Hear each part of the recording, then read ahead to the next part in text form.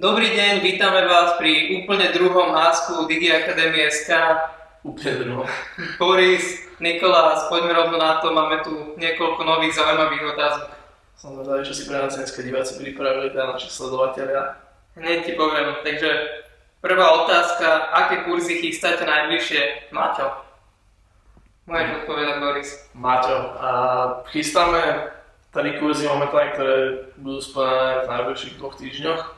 A to bude kurz ohľadom blogovania, ako sme sledovali, bude to kurz ohľadom vytvorenia svojho prvého webu cez Squarespace, napríklad pre svoju firmu, bude to ohľadom vašej virtuálnej značky Veggies, čo je vlastne, som vyrobil taký projekt, ktorý sa bude venovať vegetariánskemu bistru, aby ste to vlastne videli na priamom príklade.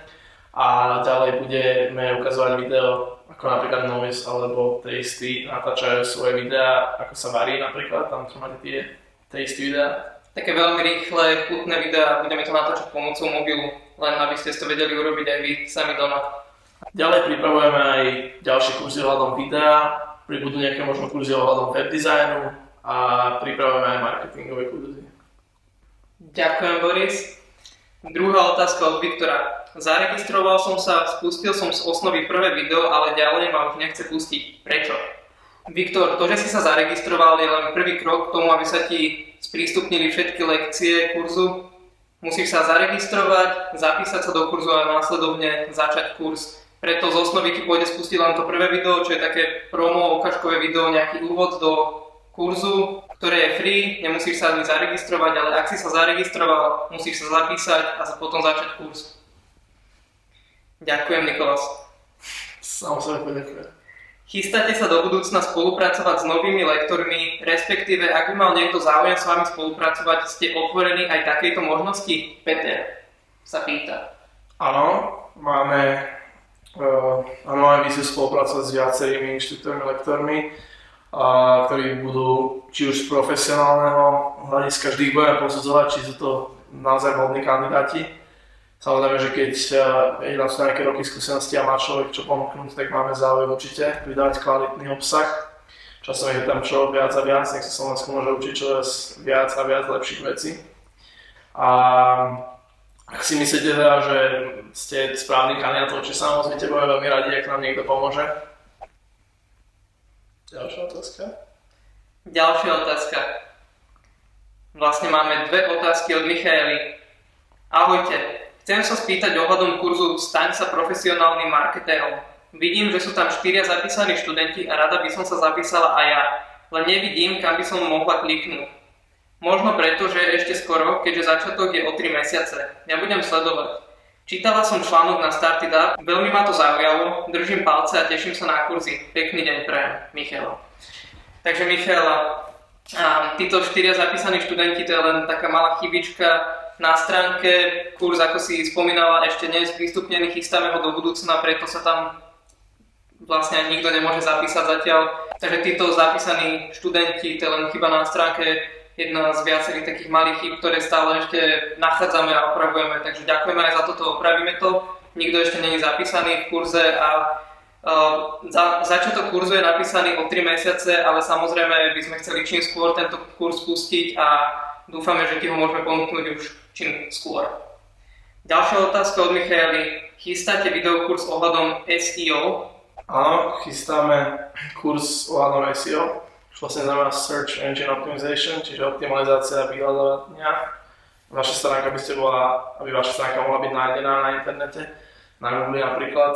Veľmi napríklad sa mohla vysoko umiestniť v rebríčku, aby vás lokálni nejakí užívateľia našli čo najlepšie. Alebo napríklad tí ľudia, ktorí chcete, aby vás našli, vás nájdu. Pripravujeme takýto kurz.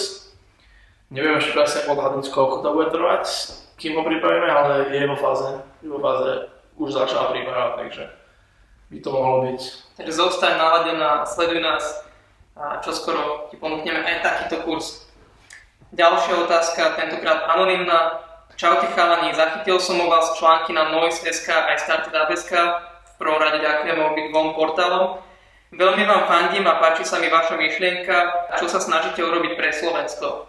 Chcel som sa opýtať, či už máte zavedenú možnosť nejakým spôsobom vám prispieť, či už finančne alebo nejakou službou, či už sú to kancelárske priestory alebo technická podpora. Rád by som tento váš nápad podporil a pomohol vám rozvíjať sa. Anonym. Nech ste kdokoľvek, ďakujeme vám, veľmi si to vážime a chceme aj zaviesť takúto možnosť, keď už chcete prispieť hociakou sumou, či už nízkou, vysokou, aby sme sa mohli rozvíjať. Takže pripravujeme aj takúto špeciálnu stránku, kde môžete vyplniť vaše meno, vaše kontaktné údaje, sumu a my vás potom uvedieme na našej stránke každého jedného, akú sumu prispel. Nemusí to byť len finančná podpora, môže to byť aj, ako sme spomínali, nejaké kancelárske priestory, pomoc s faktúrami, právne služby.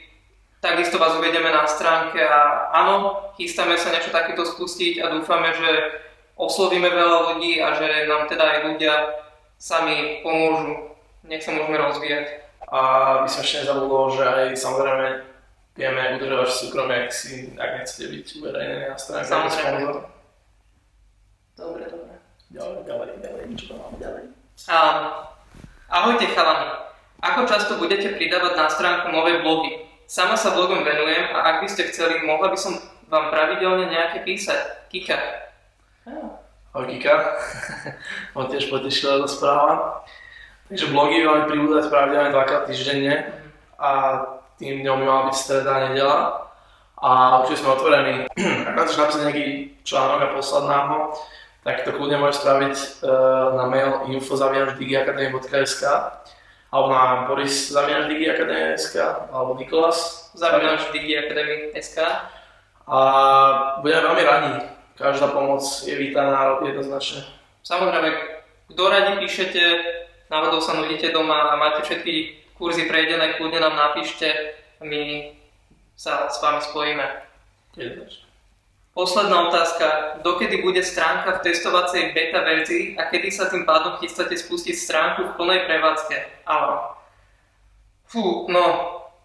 Samozrejme by sme stránku chceli spustiť čím skôr. Je ešte veľa práce na stránke a zatiaľ poznávame našich užívateľov, ako stránku používajú, čo sa im páči, čo nie, čo by malo na stránke pribudnúť. Takže náš odhadovaný čas spustenia stránky alebo dátum je niekedy koncom januára, začiatkom februára. Taktiež, jak so všetkým, radi by sme to spustili čím skôr, možno keď nám pribudnú nejakí noví ľudia do týmu, nejaká nová podpora, tak budeme možno schopní stránku spustiť skôr. Ale teraz to vyzerá tak, že to bude niekedy koncom januára. Hej, sú všetci. Takže ďakujeme za otázky, toto bol Ask FM 2 a opäť o týždeň pýtajte sa. Teraz sme čerpali otázky z Facebooku, z Ask FM, nášho linku a taktiež aj z nášho chatu na stránke, kde sme Michale bohužiaľ nestihli odpovedať, keďže sa chat zrušil. Tak sme to odpovedali v tomto videu. Takže pýtajte sa hoci kde, máme dokonca aj Instagram a vidíme sa na budúce. Ahojte.